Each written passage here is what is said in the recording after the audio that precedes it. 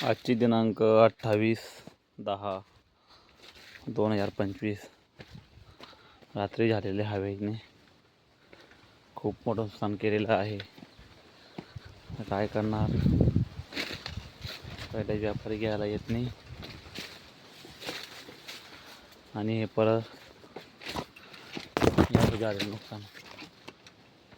या मळ्यामध्ये एकही झाड काटलेलं गेलेलं नाही, एकही नाही.